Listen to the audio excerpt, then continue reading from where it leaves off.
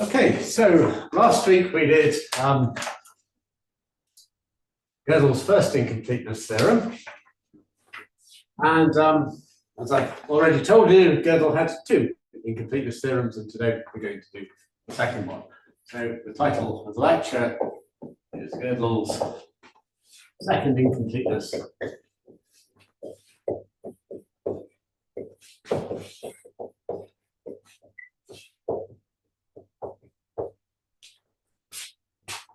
And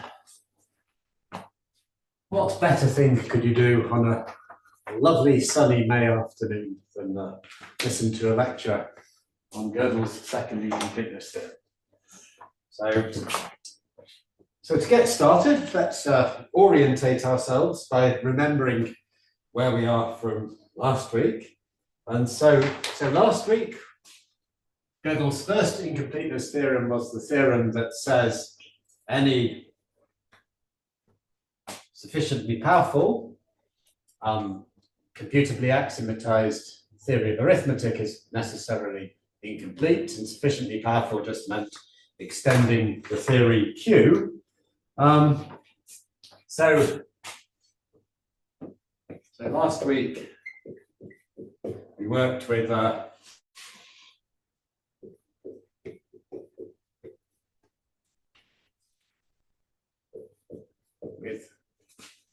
computably axiomatized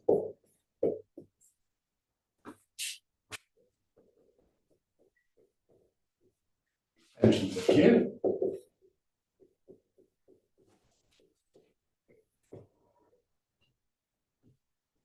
And for such a theory T, we identified some sigma 1 formulas.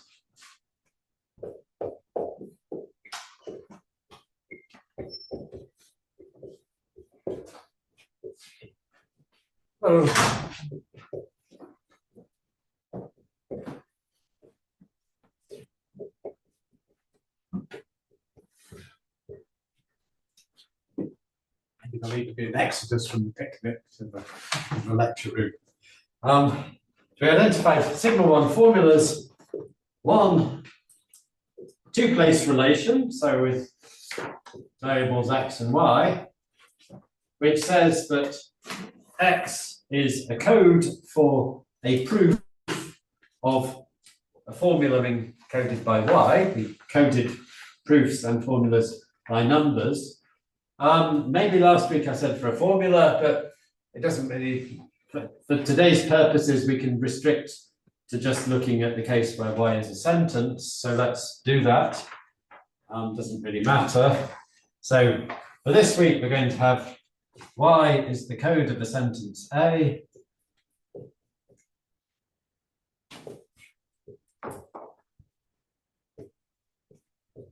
And x is the code of a proof of A.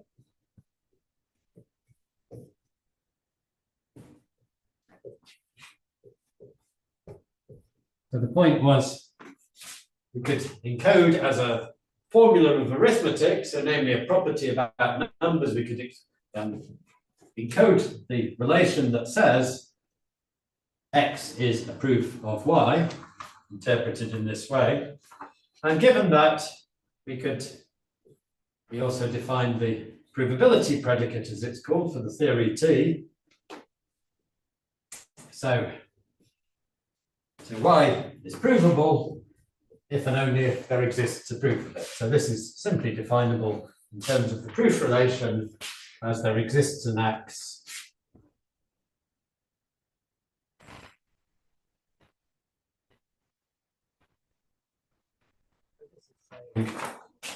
y is the Gödel number or the code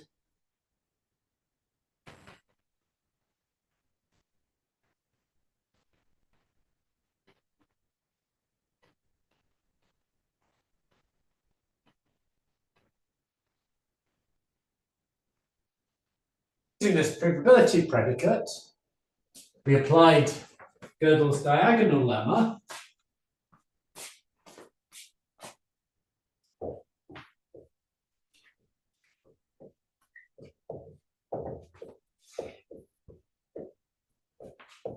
diagonal lemma to obtain Gödel sentence for the theory T, which we call G of T. And this satisfied the property that satisfied an equivalence provable in the very weak theory Q. And this equivalence tells us that Gödel's sentence says of itself that it is not provable. So Q proves the equivalent, the logical equivalence between G of T and the statement that G of T is not provable. And I was being careful last week to write inside the provability relation, write things like this to emphasize that we're not talking about the sentence here, GT, we're really talking about the number that is the code of GT, and to give that number as a term in a formula, we use its numeral, which is representation as a term. The notes for today, the handwritten notes, are going to continue to use this notation, although I often omit the numeral, but I've decided in the lecture to be even a bit bolder and just to also omit the corner quotes, as they're called, saying that we've got a code. And just if it's inside the provability relation and we have a formula here, then, well, you can't have a formula inside, it needs to be a term. So this will always mean that we consider the code of this and put the numeral in. Okay, so just as a bit of saving of notation. And last week I called this star, which I'm going to refer to again. And because the sentence says of itself that it's not provable, we could then prove Gödel's first incompleteness theorem.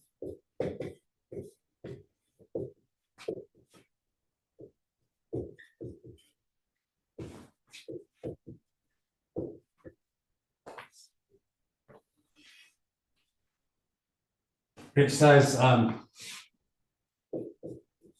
if T is a computably axiomatized extension of Q, and I should have stated this on the board last week as the global assumption, if T is consistent, then, so firstly, Gödel's sentence is not provable in T, so we found a sentence that's not provable in T. It's obviously easy to find sentences that are not provable. False would be another one. But in the case of Gödel's sentence, also its negation is not provable as long as T is one consistent, meaning, as we will recall, that every provable sigma 1 sentence is true. So if T is one consistent, then also the negation of T is not of Gödel's sentence is not provable. And finally, that Gödel's sentence is in fact true. So we have a true sentence that's not provable, and also its negation is not provable. So before going into, I'm going to leave this on the board for a bit because we're going to modify this to get Gödel's second incompleteness theorem. But before going there, I just want to discuss a little bit more why Gödel's sentence is true, because I made a throwaway remark last week that I didn't follow up on, and the throwaway remark would have been a bit hard to understand without further elaboration. So I'm now going to give some further elaboration.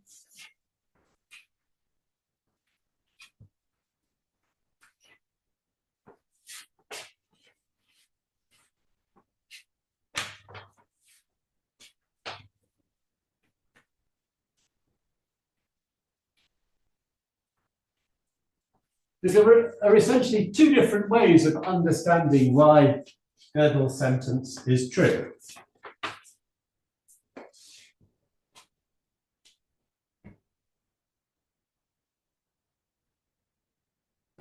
So why is GT true?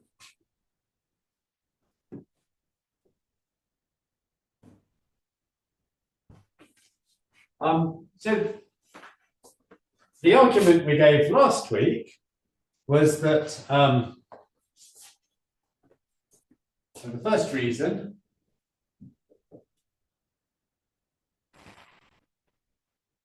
two different reasons. So the one we gave last week was essentially based on a mathematical version of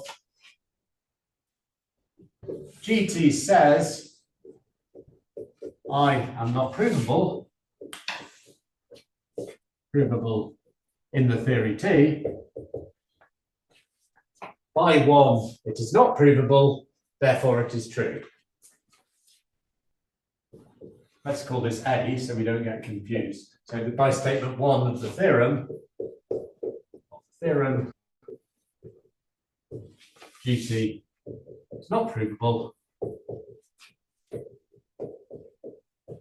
hence GT is true. So we formalized that last week.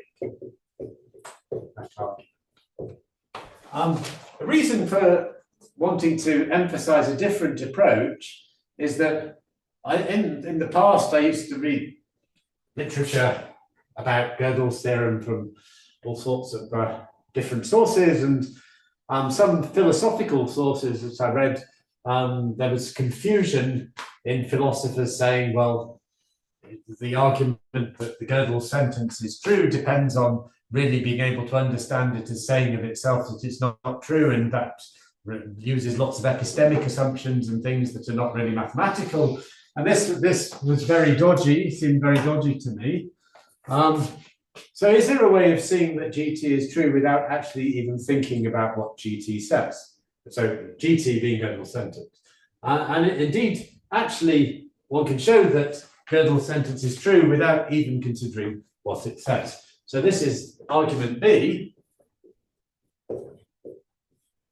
So we notice that G is Gödel sentence is a pi1 sentence. So pi1 means for all x1 to xn A prime holds, or A, where A is delta 0. So just like sigma 1 sentences have existential quantifiers and then a delta 0 sentence, formula, what sentence? Pi1 sentences have universal quantifiers and then a delta 0 formula. And it's a pi1 sentence whose negation is provable, whose negation is not provable. And this is enough. And this is enough to conclude that the Gödel sentence is true.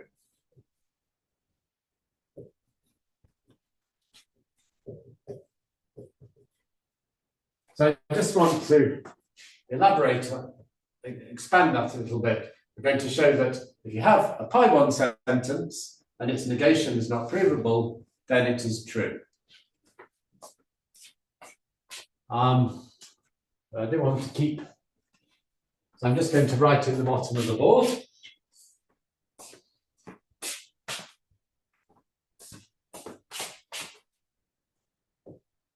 The proposition, if T extends to Q,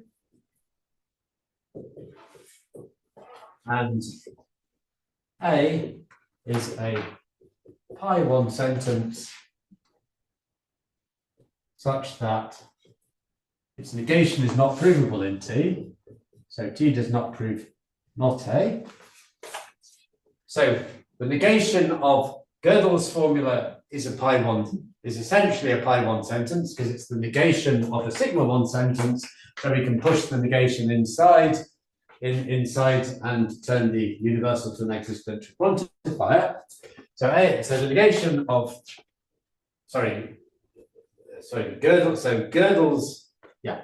Gödel's sentence. So because of this, it's equivalent to the negation of a sigma 1 sentence. So therefore, it's equivalent to a pi1 sentence. So Gödel's sentence is essentially a pi1 set is equivalent to a pi1 sentence, and its negation is not provable by 2.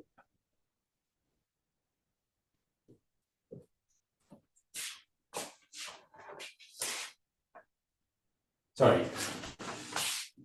This is in the case of the Gödel sentence, the negation is not provable. But the proposition is saying that if we're in any situation in which we have a pi1 sentence whose negation is unprovable, then that sentence is true. And the proof is very easy.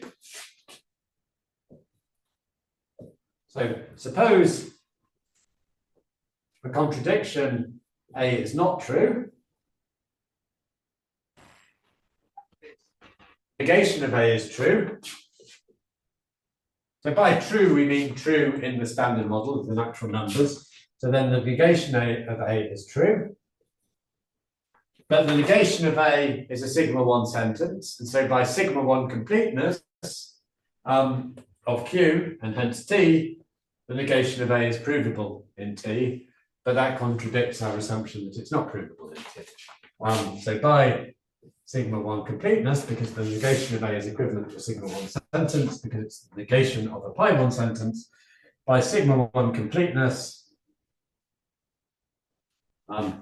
T proves the negation of A, and that's a contradiction. Okay. So it's a simple argument, but I find it as a nice little fact that, in fact, the truth of Gödel's sentence just follows from statements 1 and 2 by a purely structural consideration just about the syntactic form of the Gödel sentence without thinking about its meaning at all.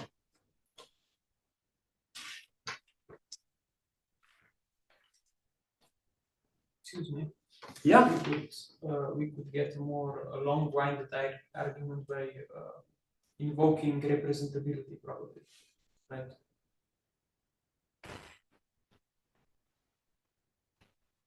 I might for a long-winded argument. Well, you could, instead of this nice short argument B, we could use we could argue from 1 and 2 that in fact GT holds in the standard model by representability. But maybe that's what's going on here in this. Well, yes, but we would write it out like more formal. Yeah. Yeah. But okay, if you but we did have a longer version, more formal version of this argument last week.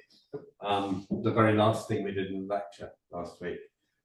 Anyway, this is all I want to say here. So it's nice that there's this second argument for the truth of GT. And I'm now going to rub the bottom half of the board off because actually I want to go back to focus on the first argument for the truth of Gödel's sentence, because this is going to be crucial for what we're going to do today. We're going to reflect on that a bit.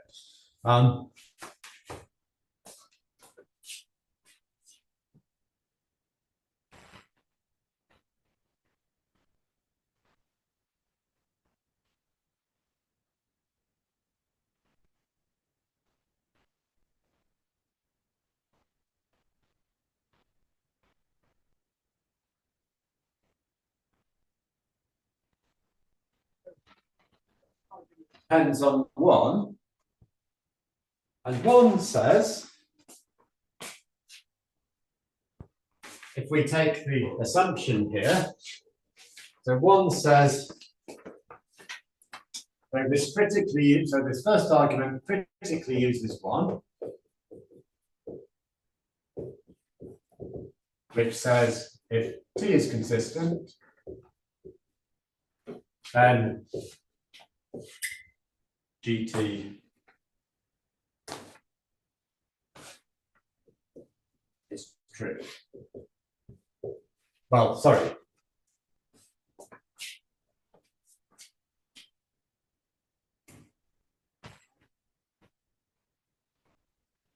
I've not quite got this right. So A here is saying by one of the theorem, and one of the theorem says if t is consistent, then, so we use one of the theorem, and then we go from this using the meaning of the Gödel sentence to go from this.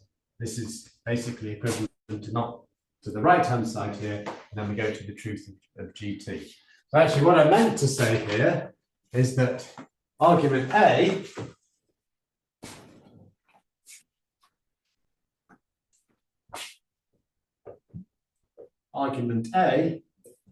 combined with 1 gives us an implication, which was what I wrote down. It gives us the implication that if t is consistent, then gt. If we allow ourselves, which is perfectly reasonable, to think about what GT says, that it says I'm not provable. So by statement 1, if t is consistent, then GT is not provable, and therefore GT is true. So basically we've got this implication here. Now, a fairly rigorous argument for that. And the point, one of the main things we're going to do today is that this implication is actually provable in arithmetic itself.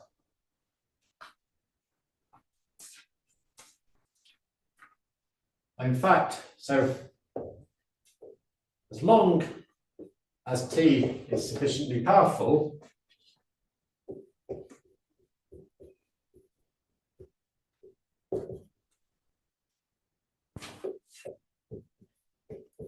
this is formalizable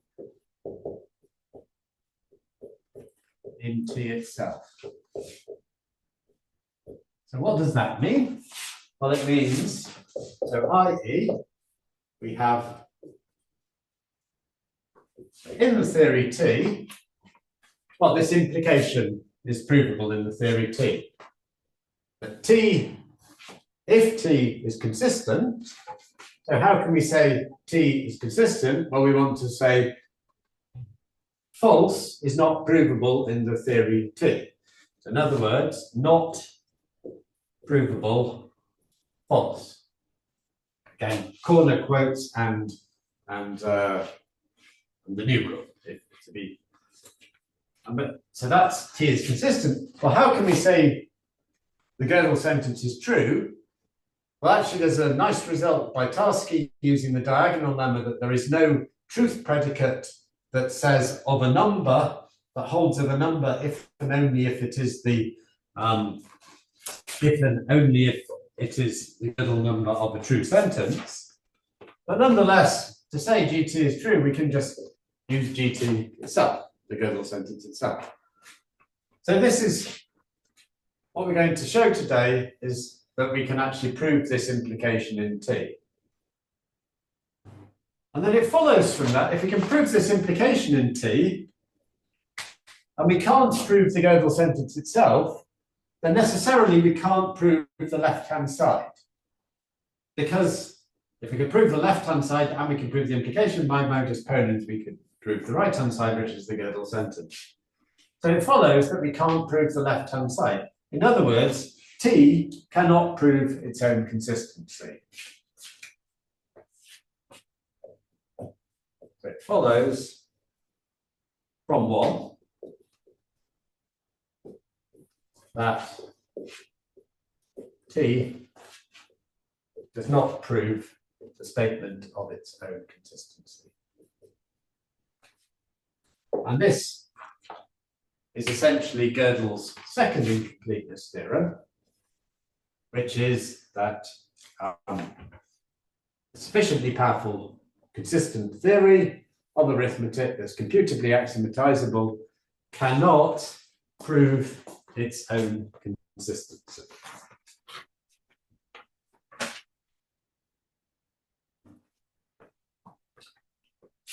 So let's state that more formally. So the statement that T is consistent, the formal statement that T is consistent is going to come up a lot today. So I want a shorter notation for it than this. I've already omitted the quotes and the numeral here, but still I'd like to abbreviate it further.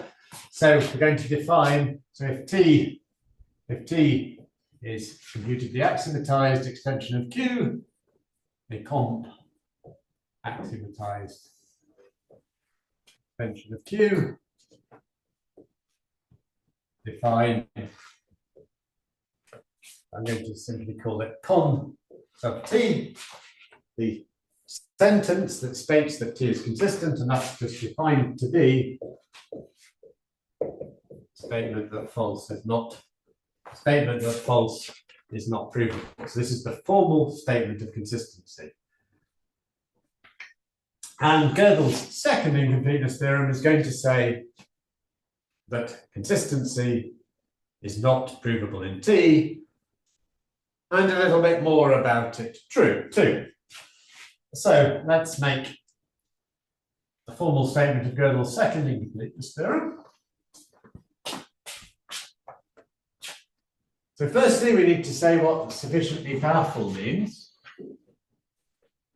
And in this case, it's not enough to just be an extension of Q, and we're going to see why in a moment. We're going to need some induction in order for the proof to work. Some formal induction, some power of induction inside the theory itself. And so the assumption for Gödel's second incompleteness theorem is suppose T is a computably axiomatized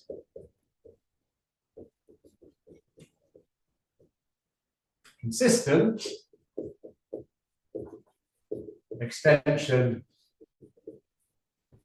of the theory.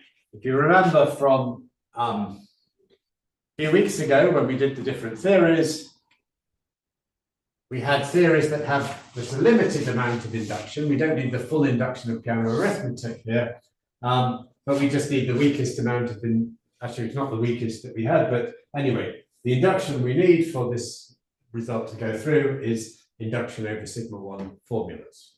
So the theory I sigma 1. In fact, there's a slightly weaker theory that's usually used, that's sometimes used as the basis for this theorem, called primitive recursive arithmetic, that has induction only over essentially primitive recursively definable relations. I sigma 1 is a little bit stronger than that, but never mind, this is good enough for us. So if T is a computably axiomatized consistent extension of I sigma 1, then we're going to show that in that case, T does not prove its own consistency. Moreover, again, if T is 1 consistent, then we're just going to replace the Gödel sentence with the statement of consistency. So T does also not prove its own inconsistency.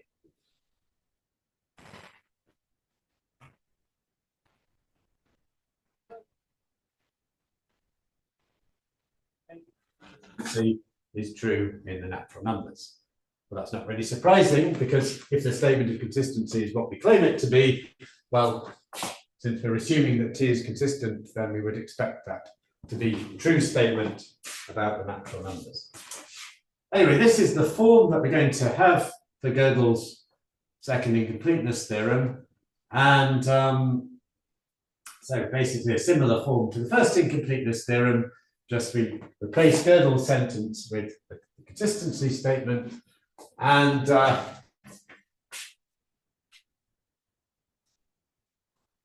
but with the important proviso that our theory is assumed to be at least as powerful as induction over sigma 1.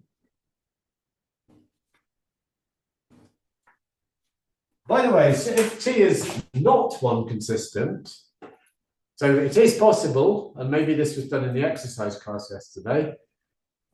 If not, it will happen next week. I'm a little bit lost track of exactly what's going on when.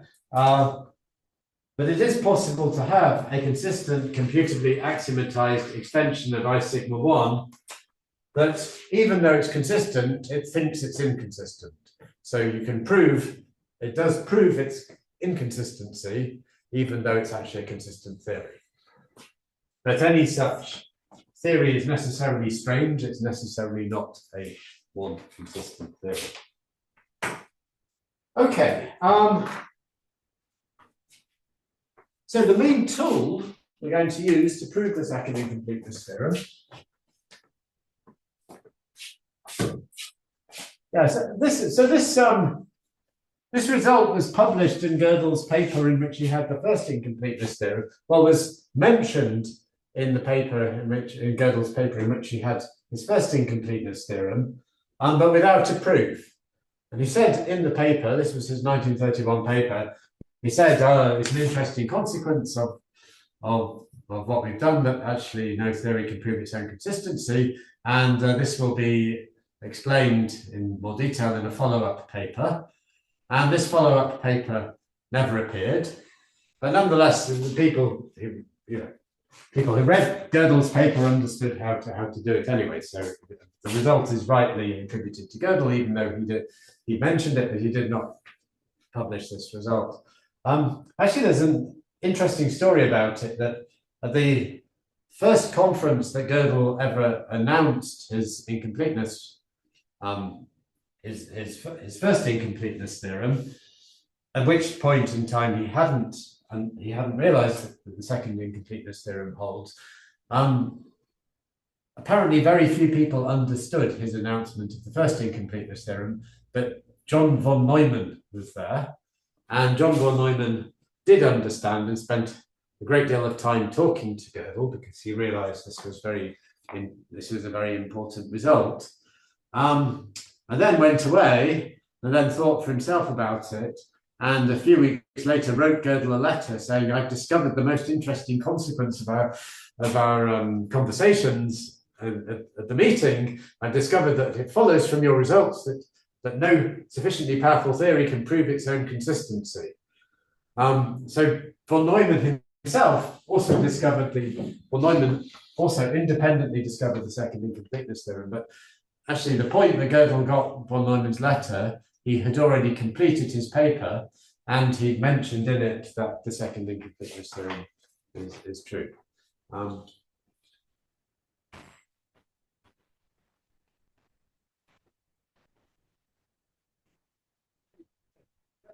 Second incompleteness theorem was not originally published in Gödel's paper, and however you do it, it requires quite a lot of hard work. So I think the first place that made a really good effort at publishing it was one of the later editions of the Hilbert Bernet textbook on logic. And then that was like the standard for many years. And then in the 1970s, people started writing sort of. The way it's done now is based on reducing it to a really nice set of principles about this provability predicate, the formalized provability predicate prov sub t that we're using to state Gödel's incompleteness, and we're using to state the consistency of arithmetic. And these principles are called the derivability conditions, and they're due to Loeb. And so we're going to have these as a proposition, and the main work really goes into proving these. And actually, by the main work, this is the really main hard work that one sweeps under the carpet most of the time, because it's the sort of details that you don't particularly want to see too many of, unless you're of the kind of inclination that you like seeing those kind of details. We shall discuss that when we get to it. So this is the Loeb's derivability conditions.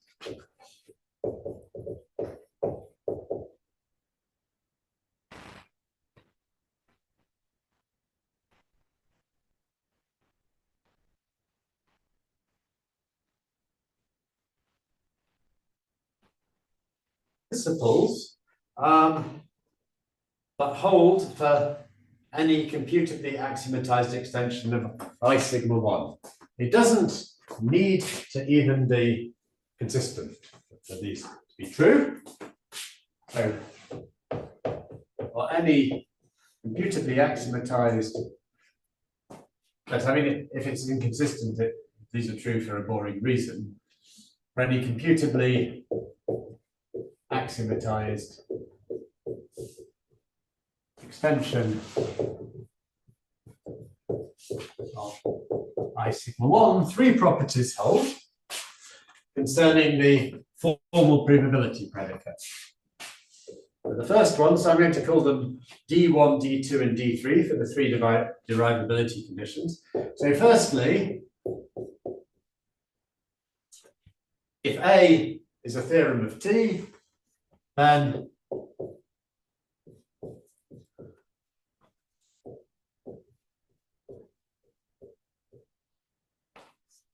it's provable in T that A is provable. In fact, this holds also with Q. Okay, but so it's not so important that it holds Q. The second one is that in T itself, we have the following implication is provable. This is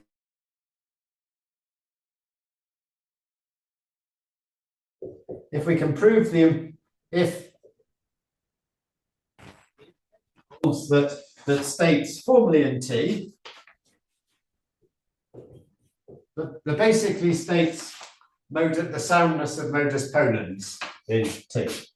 So if both A implies B and A are provable in T, then B is provable in T. And so all these are quantified on the outside. This is for any. Okay.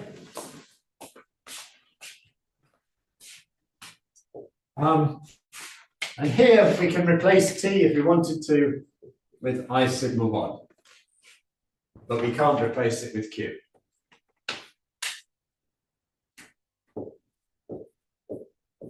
And T is an extension of I sigma 1, so that's enough. And the third one is that if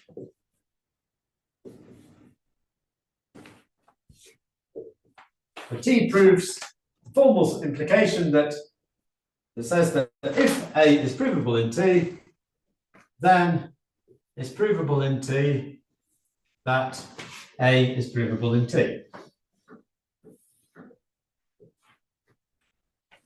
And again, this is provable in I sigma 1.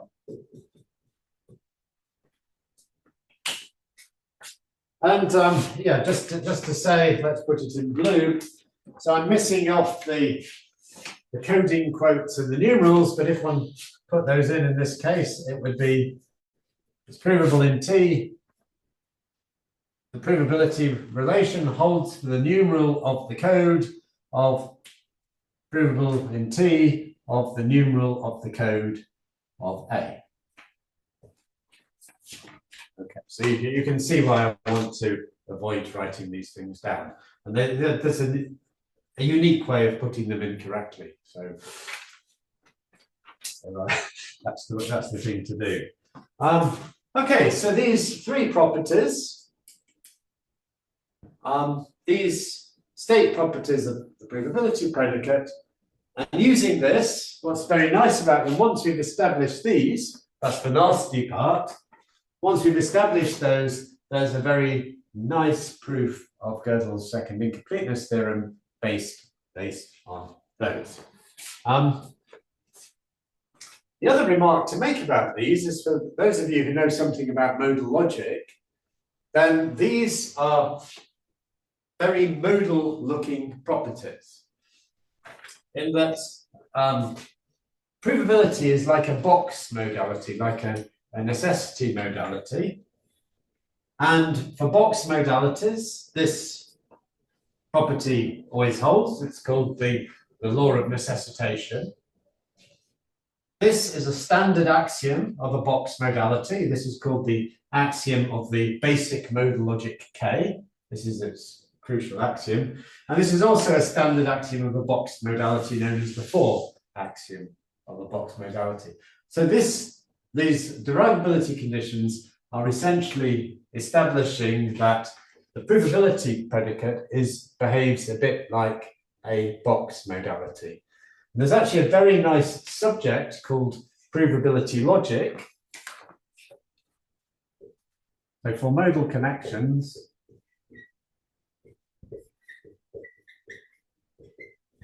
modal logic connections, check out provability logic. This was very big in the 1970s, so that's a long time ago now, but there's a very beautiful theorem called Solovey's completeness theorem that essentially characterizes exactly the modal properties that are enjoyed by the provability predicate. And although it goes back to the 1970s, there are still exciting developments going on in that for a very long time, it has been an open question what the precise characterization of the modal logic of provability is for the intuitionistic arithmetic, hating arithmetic. And according to the grapevine, this has recently, this year, been solved, but the paper is still under review, so it's not, but it's been submitted to a journal. So this is something that's very likely to come out very soon, hopefully, that the provability logic of hating arithmetic has recently been understood. Okay, so that's a good stopping point. Are there any questions? Any questions from the picnic?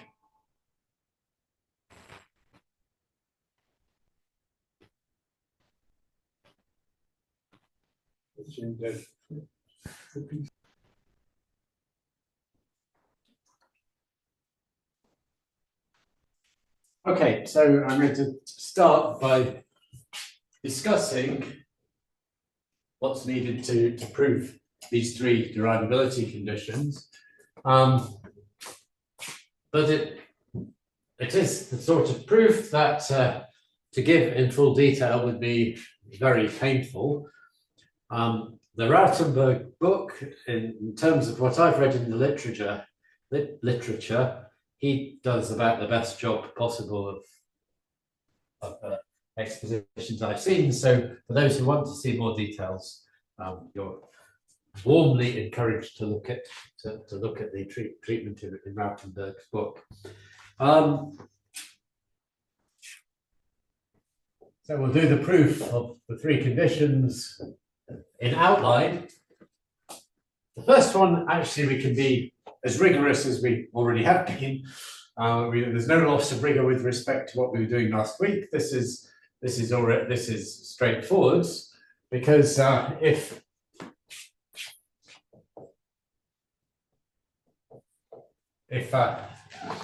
A is provable in T, well then, by the definition of the provability relation, the whole point was it was defined to formalize provability in T. So we have that the statement that A is provable in T, for the formalized statement that the code of A satisfies the formalized provability relation. That's true in the natural numbers, but the provability relation, the provability predicate is a sigma 1 predicate. It's defined by sigma 1 formula. So this is a sigma 1 sentence. So by the sigma 1 completeness of Q, we have that Q proves this, and hence T does. So by sigma 1 completeness, this is provable in T. Okay, so that one's easy. The second one, we need to prove something in T, and that proof is basically that what we're proving is that if we have a proof of A implies B and we have a proof of A, then we have a proof of B. So basically what we want to do is we formalize in T the following argument. And this can be formalized in I sigma 1, the theory with induction over sigma 1 formulas. We formalize in T the argument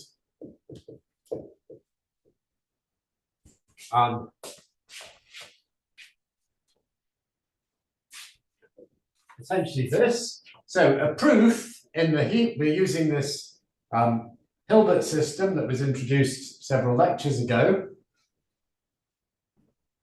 So if A implies B is provable,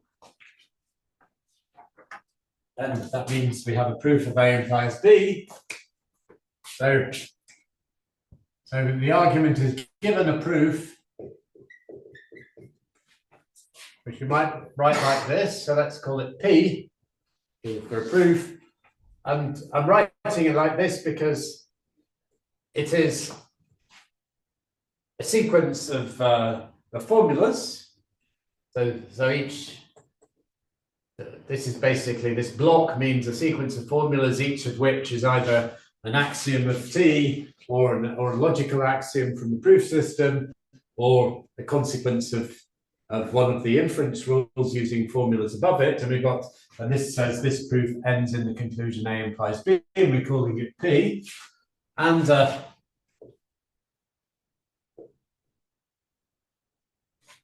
if A is provable, then that means we've got some proof Q of the formula A. We want to formalize the argument of given two proofs, we can stick those two proofs together to construct a proof of B. So then we join those proofs together.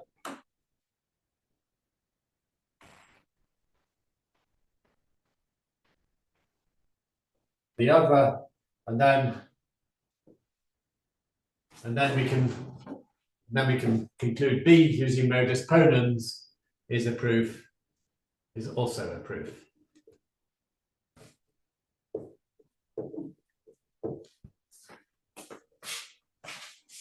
So we simply formalize that argument in I sigma 1.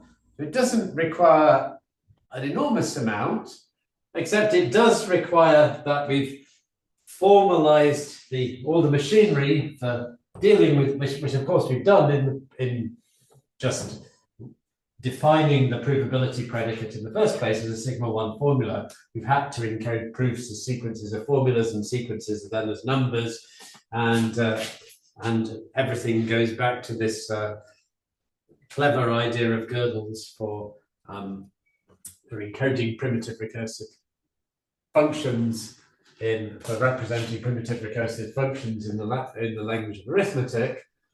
Anyway, given all this machinery, we still basically then, using that machinery, we just write out this simple argument that for any proof, sequence of formulas encoded as number with an implication as conclusion, and any other proof, sequence of formulas encoded as a number with whose conclusion is the antecedent of that implication, then we can construct a proof of B in this way.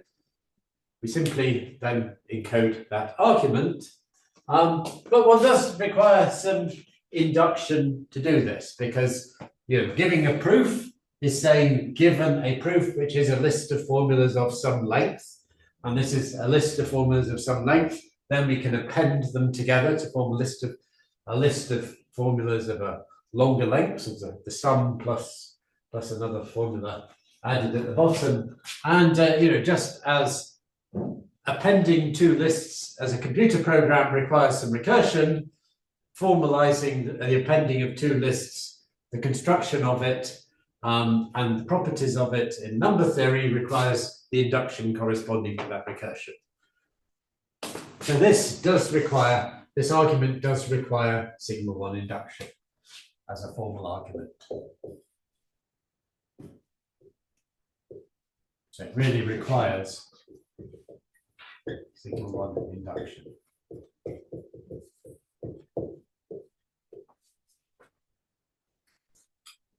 So we cannot prove this in Q, for example.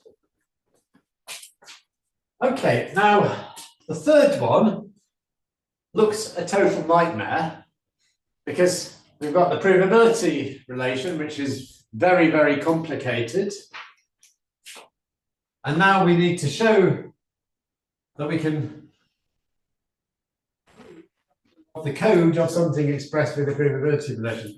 This is an enormously complicated formula here. But actually what we can observe is that this is a special case of something general, and observing that it's a special case of something general turns it into something reasonable. So this is a special case of something which is of interest in its own right, and it makes it manageable. So this is a special case of what we're going to call formalized sigma 1 completeness.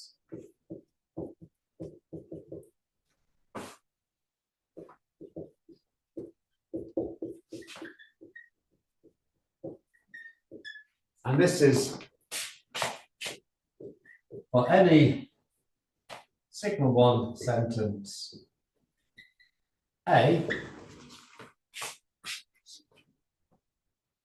Oh, let's call it B so it doesn't clash with A here.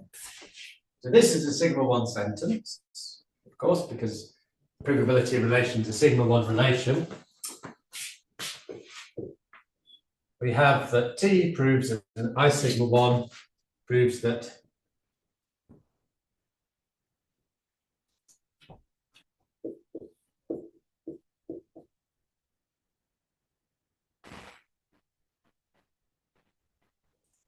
it's a sigma 1 completeness. Here we could put Q.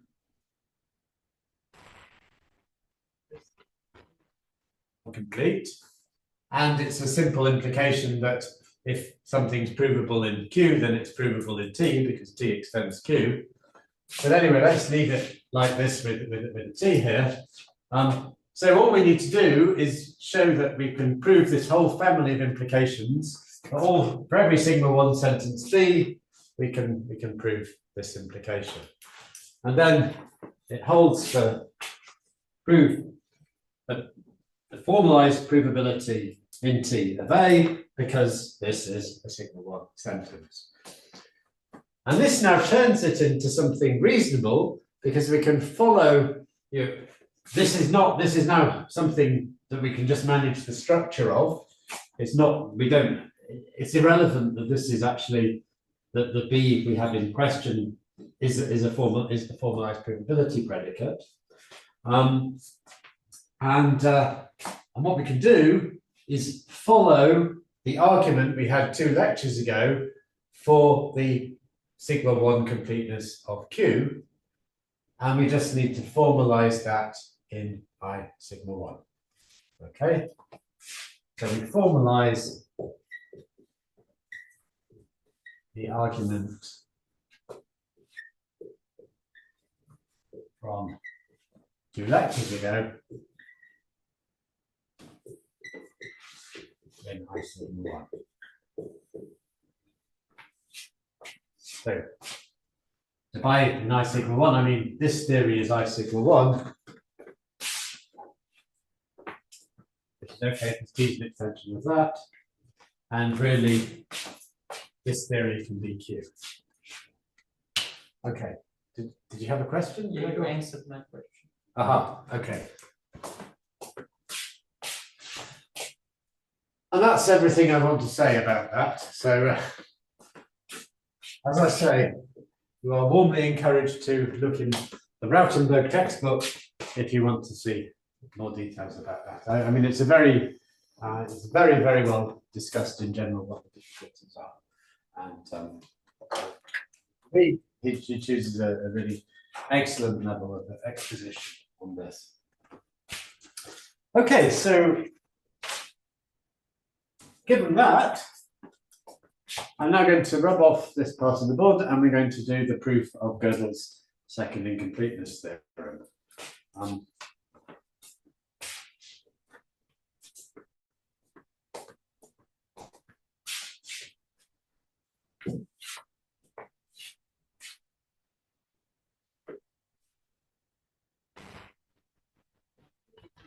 Here, because we're going to use them.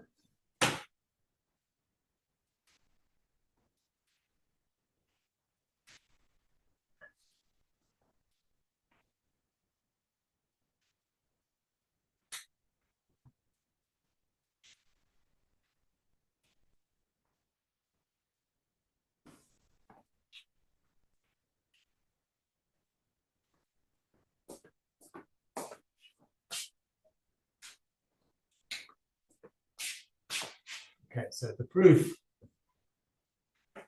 of Gödel's second theorem, this theorem,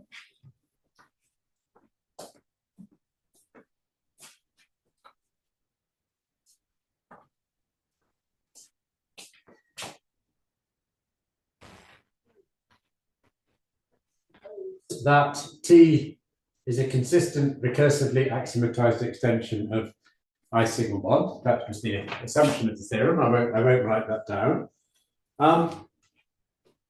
And what we're going to prove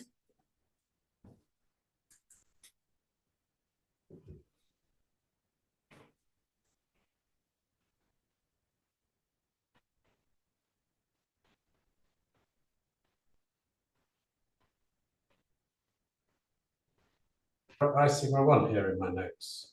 So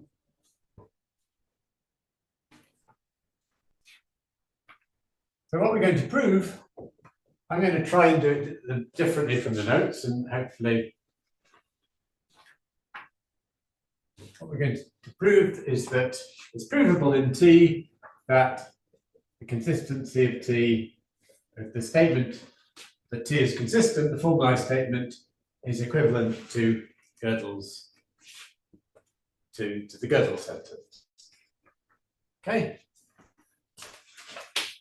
And once we've proved that, the three properties that we had in the way I formulated Gödel's incompleteness theorem are immediate, because those three properties were just exactly the same three properties that we had for the Gödel sentence, only we replaced the Gödel sentence with the consistency sentence. And because the two are equivalent, that's okay. And in fact, as in the notes,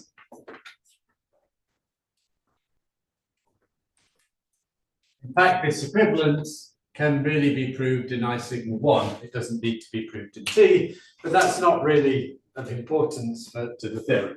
So I'm going to do everything in T, so as not to be too fussy about things. Okay, so we want to prove this by implication in the theory T.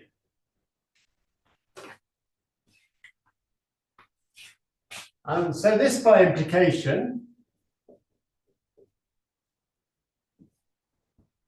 the consistency is equivalent to the Gödel sentence. This is equivalent to, so let's write it like this. This is equivalent to, well, the consistency of T says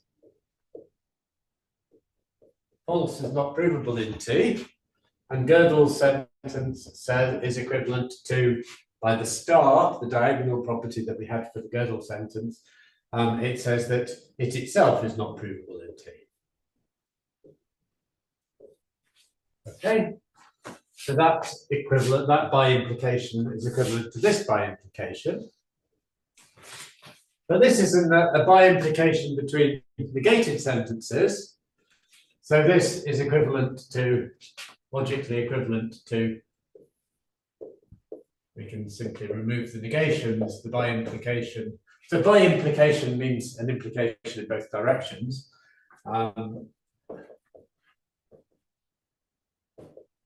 Okay, so So it's enough to prove this, and that's what we're going to do. So we prove the right-hand side, and then we have two implications. Show the right hand by implication is provable in T. And hence, so is the left one, because it's equivalent.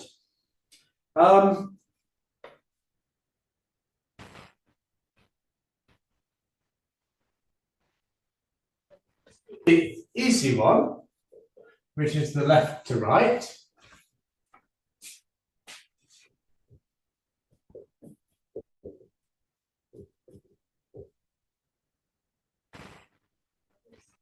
kind of obvious, because we're saying if we can prove false in T, then we can prove GT. Well, we know that because that's false is inconsistency, and then we can prove anything. So it's it's a very believable. We can prove that about the provability, about the formal provability relation. But in fact, that implication follows from these derivability conditions. So what we have is that T proves as an instance of the second derivability relation. We have that if we can prove false implies GT, and we can prove false, then we can prove GT. So that's D2. But of course, false implies GT is provable because false implies anything is provable. And hence by D1, T proves that T can prove that it's provable. So and also T, so that holds, this is by D1. And so given these two, a simple sort of modus, obvious logic, trivial propositional logic gives us the right to left implication. So the left to right implication of the right hand by implication there. So indeed, we have, it follows as a consequence that if false is provable, then GT is provable. Okay, so we've done the left to right implication. Draw some lines in just to separate things.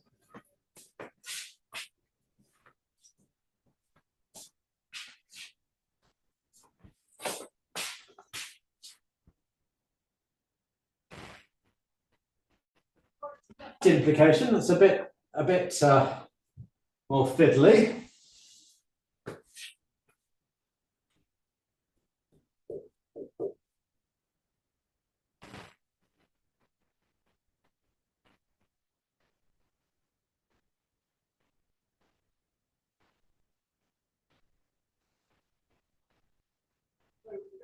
Use a complicated instance of D2, and it's this one.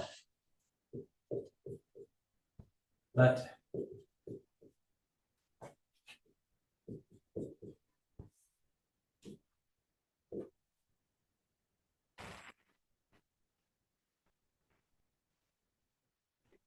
is this, but notice that this is one of the implications from the diagonal property of the Gödel sentence.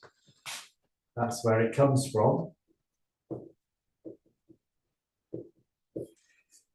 And if we have that and GT, then we have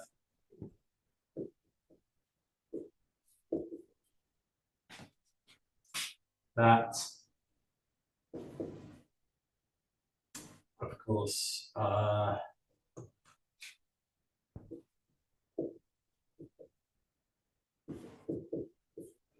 okay. Isn't like the T. Like the T and the stuff that's no, like this. Oh, sorry, yes, this is, this one. yeah, that's, yeah.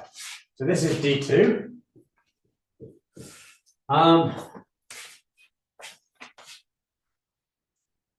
And of course, as I said, this implication here that the Gödel sentence implies its own unprovability. That's just the diagonal property of the Gödel sentence. And so that's provable in Q, hence in T, and hence by D1, it's provable in T that it is provable. So that's this sentence here is provable in T, that diagonal implication is provable. So this is by star, which was the diagonal property, and D1. Hence, putting these two together, we have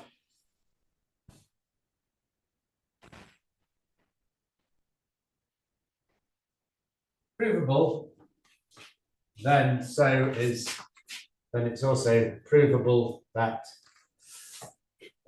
it's so the right thing. So we're getting this implies this. So it's provable that GT is unprovable. Okay. Excuse me, where's the star? Where's the star? Yeah, yes, the star. Here's the star. Yeah, but No. Star's not a star. Was the definition of Gödel's sentence as the diagonal. So it was the diagonal property defining Gödel's sentence. It's long gone from the board, but still, that's what it was. So we have this implication.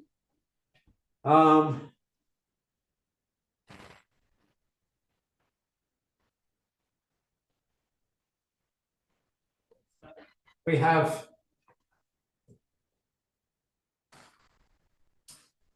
that if we're going to contrast that with what we get from the third property, the third derivability property here. So that gives us the implication that, so we've got two implications that follow from GT being provable in T. One is that it's provable that it's not provable in GT, but by the third derivability condition, it's also provable that it is provable in GT. So we've got some sort of sort of inconsistent looking thing occurring here. It's provable that it's not provable, and it's provable that it's provable. So this was by D. This last one here, this was just a consequence of the previous two, but this one here is by D3.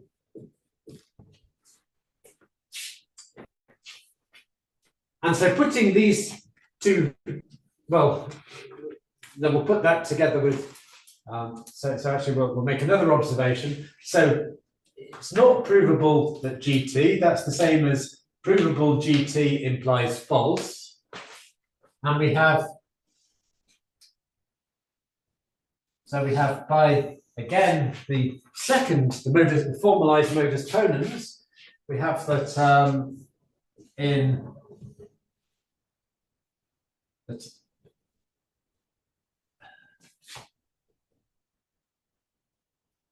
so this is saying, here we've got, this is an implication that if GT is provable, then false.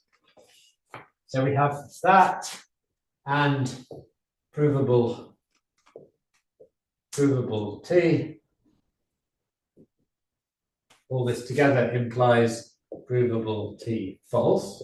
So this is D2 because the negation implies false. Okay. And so we see that if proof TGT holds, this holds, and this holds. So we have this conjunction, so this holds. So we get from, so combining these three,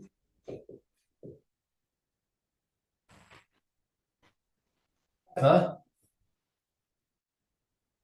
can just squeeze it at the bottom of the board. Let me check the bottom of the board. Yep, the bottom of the board is in the video. So putting these together, so combined, we get that in T we can prove that if GT is provable, just to give you the argument again, if GT is provable, then both it's provable that GT is not provable, and it's also provable that GT is provable, and the conjunction of those two things gives us that false is provable. So we get prove GT implies prove T false, and that's exactly what we wanted to show. So we're done.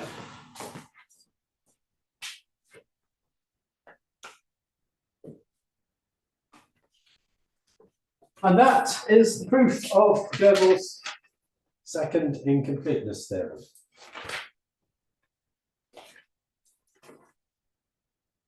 Right, so there are a number of things that one could do at this point. A very interesting one is to discuss what does it mean that a theory cannot prove its own consistency, and why do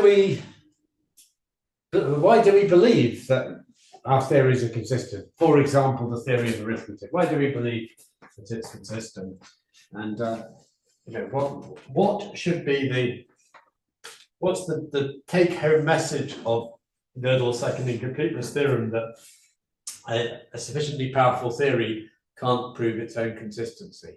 So that's a good thing to discuss, but I'm going to leave that till the last lecture of the course, because in the last lecture of the course, I'm actually going to give a proof of consistency for arithmetic, and then we'll be in a good position to discuss what sort of things we learn from such proofs. A proof that, of course, cannot be formalized in arithmetic. In fact, I'll probably mention two different ways of proving the consistency of arithmetic in the last lecture. So that's the discussion that we'll postpone from later. We'll postpone to later.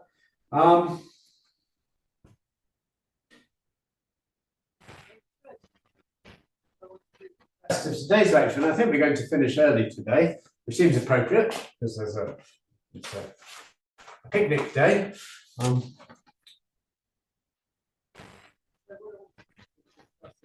Other things one can get, some other conclusions one can draw from Löw's derivability conditions. And one of these is to do with a question that Henkin asked. So the board management's a bit awkward, but I'm going to keep on rubbing off the right-hand board because I want to keep the three derivability conditions up here.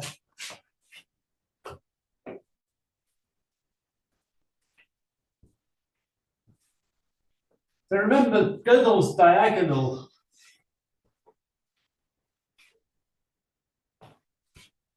lemma says that for any definable formula in arithmetic with one free variable, we can find a sentence that says of itself, my Gödel number satisfies that property that's formalized by the formula. And yeah, in particular, our diagonal construction of Gödel sentence was saying, well, it's not just the one implication, it's the by implication here that the Gödel's on this implication inside here together with the other half, that the Gödel sentence asserts of itself that it is not provable.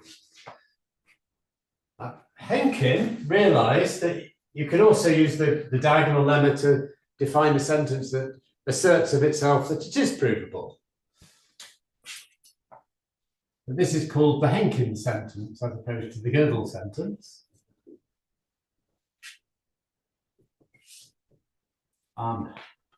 It's nice that Gödel and Henkin are successive letters in the alphabet. So we have the GT, and now we have HT. So it's constructed using the diagonal lemma,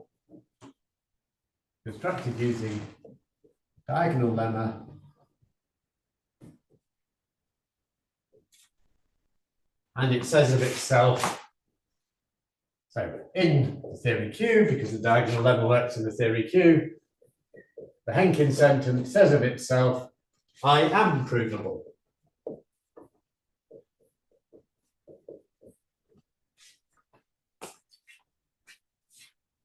And Henkin asked, is the Henkin sentence provable?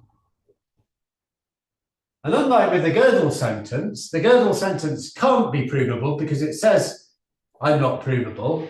And if it were provable, we get into a contradiction. But the Henkin sentence says, I am provable. So it could be provable, and then it's true, and that's okay because we can prove something true. Or it could not be provable, and then it's false, but that's okay, we can't prove it. So it doesn't matter if we can't prove it if it's false. So what is the Henkin sentence? So the diagonal property doesn't seem to tell us whether or not the Henkin sentence is provable or not, and it wasn't clear to Henkin whether it is provable. Henkin's question is HT provable in T?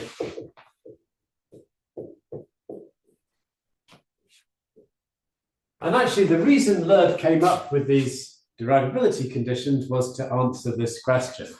And actually, I don't know if, I guess he came up with the derivability conditions. He certainly proved the theorem that answers this question, which is called Lerb's theorem.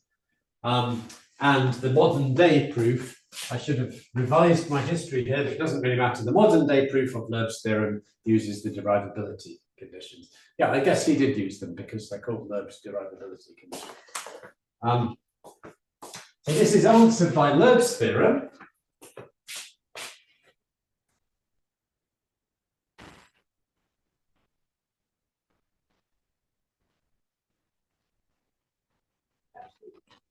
Or general theorem question is answered by Lerb's theorem.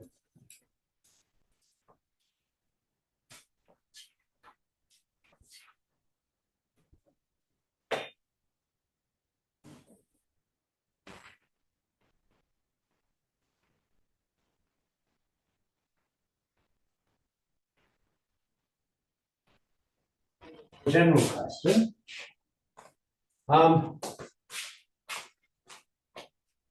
So let's suppose we're in the case that T contains only true axioms. Consideration, and both these considerations are going to lead naturally to this Lerb's theorem. So suppose T contains only true axioms. So in that case,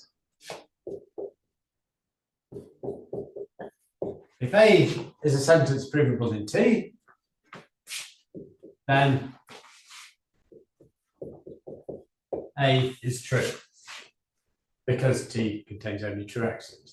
That's what it means that T only contains true axioms. So in other words,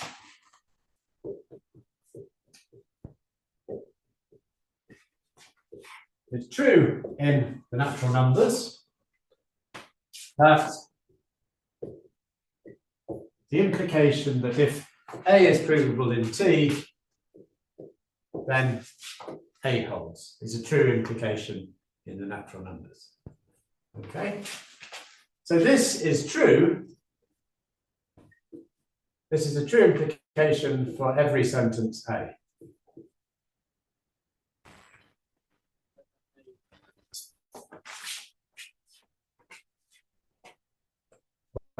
So this implication is always true, irrespective of what the sentence A is. And the question is, when is this implication provable? So for what sentences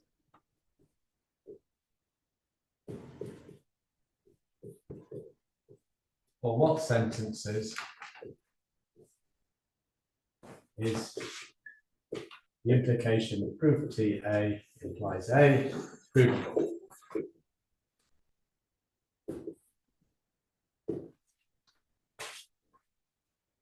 This is called the a reflection principle. It reflects on the fact that our axioms are true and allows us to derive a consequence of the truth of the axioms.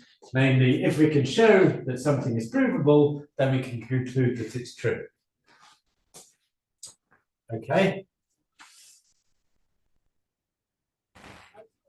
It's provable because if we instantiate A with false, then prove false implies false is not prove false is consistency. And Gödel's second incompleteness theorem has told us that consistency is not provable. So con-t is equivalent to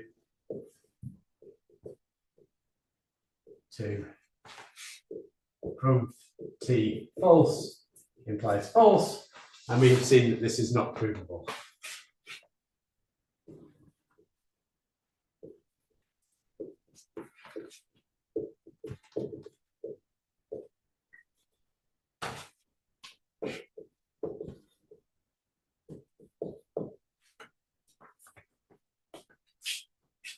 And Love's theorem will exactly tell us for which sentences A this implication is provable. And at the same time, it will answer Henkin's question. So Love's theorem. I have to rub something off. I'm going to rub off the Henkin sentence. But remember, the Henkin sentence is the sentence that you can prove in Q that it says of itself that it is provable. So remember that.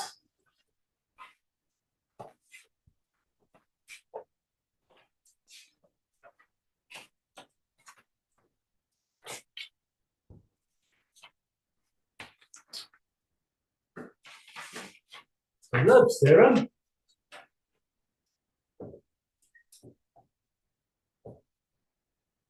Again, if T is a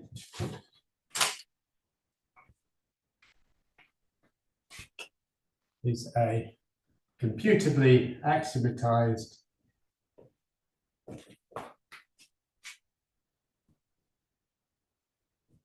extension of I sigma 1,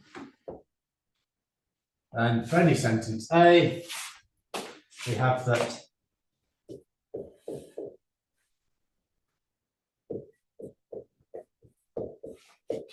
the reflection principle for A is provable if and only if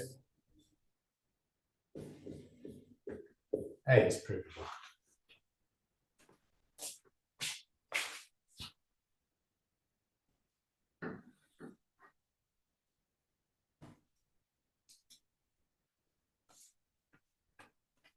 So Gödel's second incompleteness theorem is a special case because we put A to be false, and then we get the consistency is provable if and only if T is inconsistent.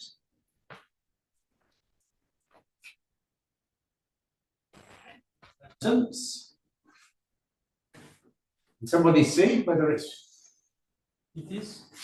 is provable because it satisfies this implication. Even in Q, we can prove this implication for the Henkin, if we instantiate H with the Henkin sentence, and therefore, by the left to right implication of Love's theorem, the Henkin sentence is provable.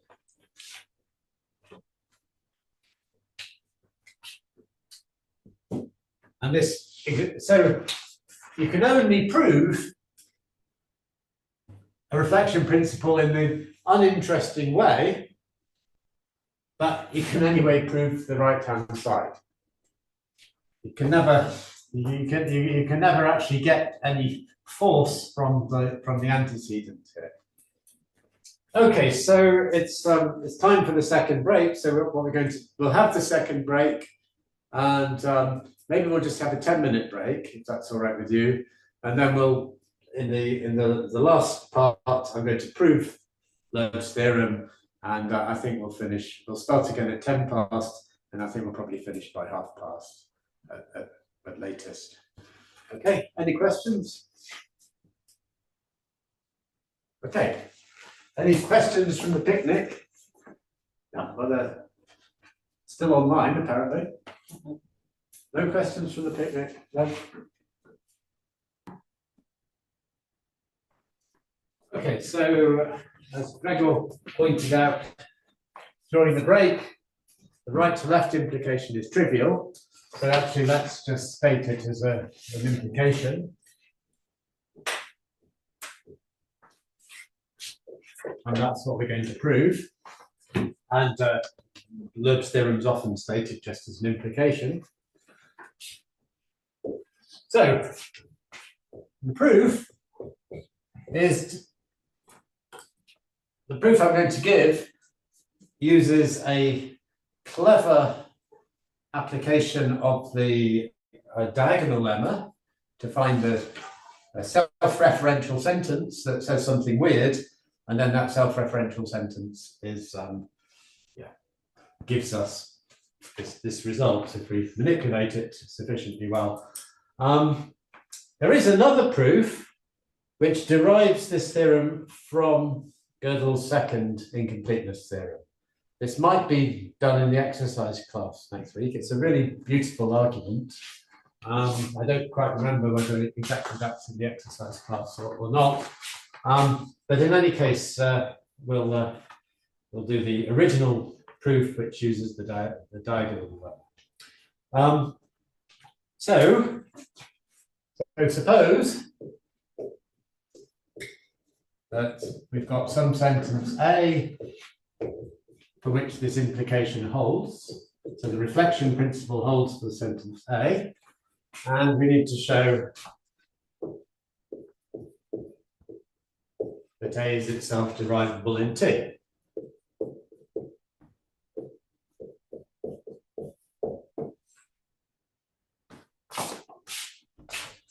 So now we need to find the clever sentence that uses the diagonal lemma, the self-referential sentence. So we call it L after Loeb, this sentence. So using the diagonal lemma,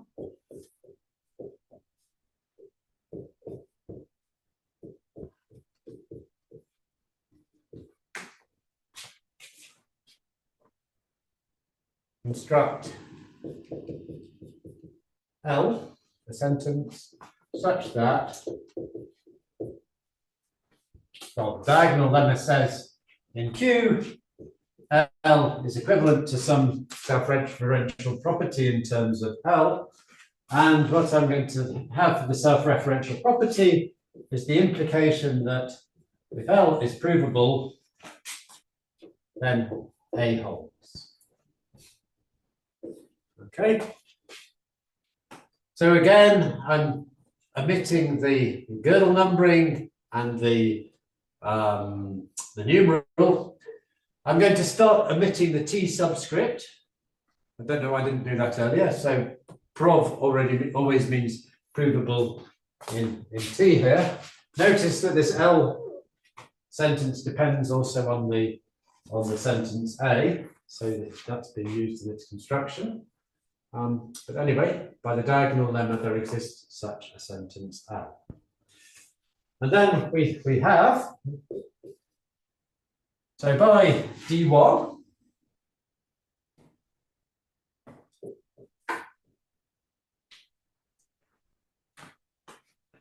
the left to right implication of this is provable in Q, hence provable in T. So by D1, it's provable that it's provable. So it's provable in T. The implication, the left to right implication here is provable in T. So that's L implies prov L.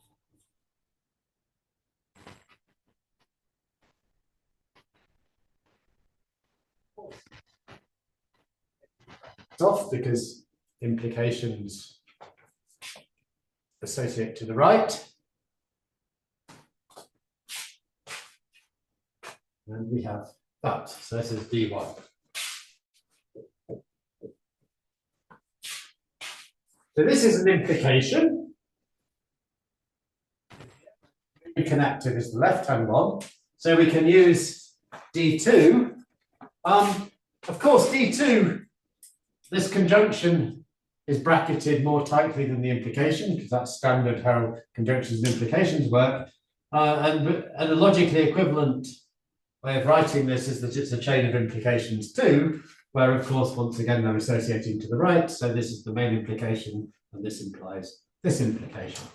So viewing it like this, if we apply D2 to this, this implies that we can kind of distribute the provability assertion over this arrow here, over the leading arrow. So this gives us prove. Okay, so that's by D2. It's not so. Whereas this is, yeah. So this is by D2. So beforehand, when I wrote D2, there were always instances of D2, but this is by D. We've used D2 and the previous one. And again, we've got another provability with an implication inside, and so we can again use D2 and distribute this provability over. So, I mean, this implies proof L implies proof A. So by applying D2 again, we get that if L is provable, then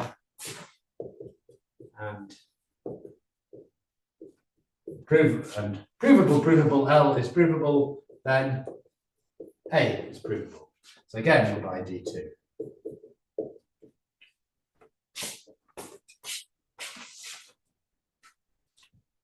But by D3, if L is provable, then it's provable that L is provable. So that means if L is provable, we don't actually need this. So the second antecedent in this chain of implications is derivable from the first. So applying D3, we get that if L is provable, then A is provable by D3.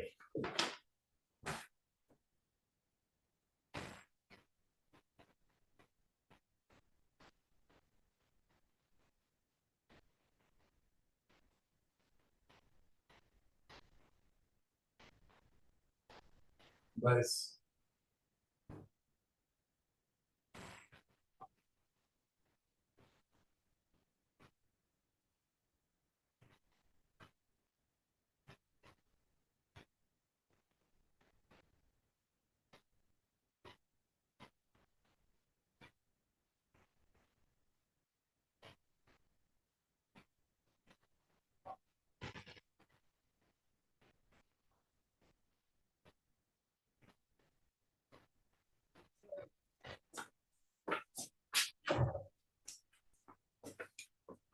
We've got our assumption here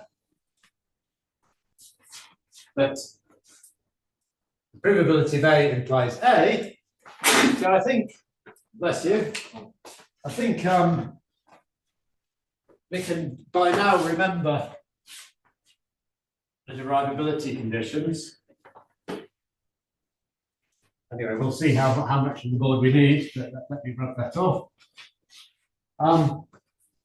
So using the assumption here, then we get the provability of L just if L is provable, then A holds. So continuing, we have T proves if L is provable, then A holds. So this is by the assumption.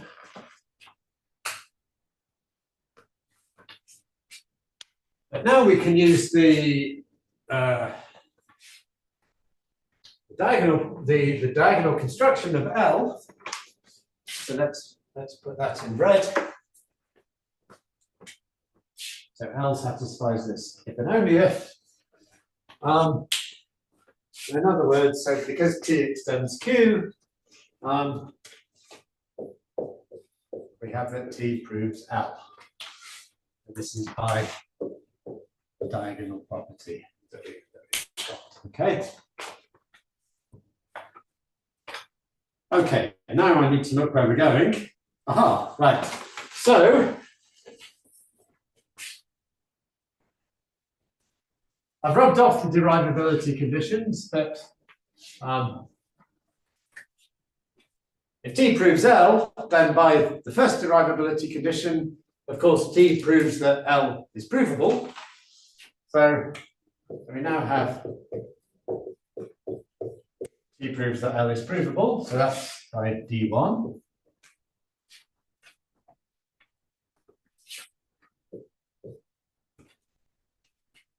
We're done. I think we're done. Because provable L implies A. Yeah, indeed. So we're done. So we've now got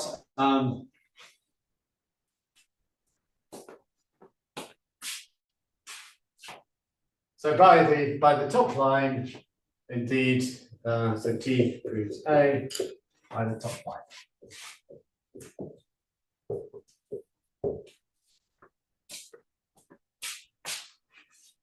Yeah, good. Thank you.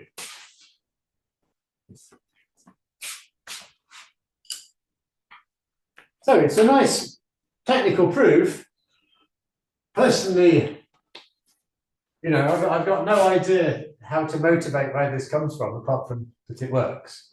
The argument using Gödel's second incompleteness theorem is worth looking at. If you as I say, maybe it will be in the exercise class, maybe not. Otherwise, you can, I guess, Google Loeb's theorem proof using Gödel's second incompleteness theorem, and probably you'll find the proof online. I don't want to, I think one proof is enough for the course. Maybe one remark to end with that's not in the notes. So I made the connection with modal logic earlier. So we have this implication. In fact, this implication itself can be formalized. So there's also the formalized Loeb's theorem. Let's call it the formal Loeb's theorem.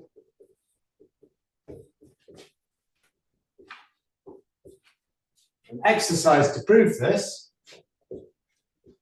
And we simply formalize the fact that if this is provable, then this is provable. So in other words, we've got an implication using nested modalities. So basically, we have the following schema about the provability modality, if you like, is true. So, an exercise to prove this.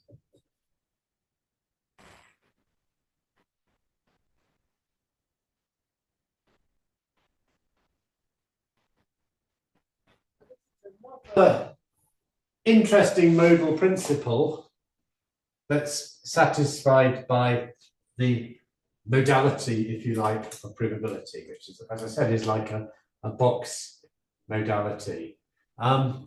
This, can't remember what the letter is, maybe it's called GL or something for Gödel Loeb, or L for Loeb. But this is another standard modal axiom.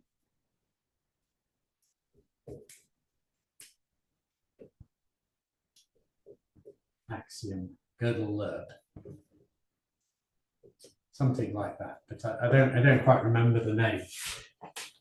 And essentially what we've shown is that we can prove this from the other three modal axioms using, if we also have the diagonal lemma, which gives us a sort of diagonal property which can be expressed in modal logic. You could formulate that as you could say, let's consider the other axioms together with this diagonal property. But a very interesting fact is that if one considers the three modal properties we started with, the necessitation plus the two axioms we had, the K axiom and the 4 axiom, together with this axiom, then using that, you can actually prove a modal version of the diagonal property follows from it. So there's another proof of something similar to the diagonal lemma. It's like a weaker version of the diagonal lemma that only applies to properties that are modally expressible using the provability relation. But it's a very beautiful proof that this holds. And this is called the Sambin fixed point theorem for provability logic. And another very nice fact is that if one adds this axiom to provability, to the other properties we had before, the derivability conditions, you can actually drop the third derivability condition because it follows from this. So we could just consider the first two derivability conditions together with this axiom. And in fact, that axiomatization is a complete axiomatization of all the modal properties of provability in classical logic. And that is Solovey's completeness theorem for provability logic. I mentioned briefly that there's maybe some exciting work, current work that's might be published soon, that's a characterization of provability for hating arithmetic, for intuitionistic arithmetic rather than classical arithmetic. And in hating arithmetic, there are other more complicated modal properties that hold. For example, the axiom that if a disjunction is provable, then one of the disjuncts is provable, is true for hating arithmetic, but not for classical arithmetic. So, for example, if we considered the Gödel sentence or its negation, that's of course provable classically, but neither the Gödel sentence nor its negation are provable classically. But hating arithmetic satisfies something called, that's the intuitionistic arithmetic satisfies something called the disjunction property, which states exactly this. If you can prove a disjunction, you can only prove a disjunction if you can prove one of the disjuncts. It's a kind of characteristic of the constructiveness of hating arithmetic, some people argue. Good. Well, I think that's enough for today. So next week and the week after, complete change of topic. We're going back to proof systems. We're going to look at Genson's secret calculus for first order logic. But it's not a complete change of topic because the week after, we're going to use Genson's secret calculus in order to actually see how it is possible to prove the consistency of arithmetic, and we'll discuss at that point how that does not contradict Gödel's second incompleteness theorem. Okay, so that's everything for today. Are there any questions?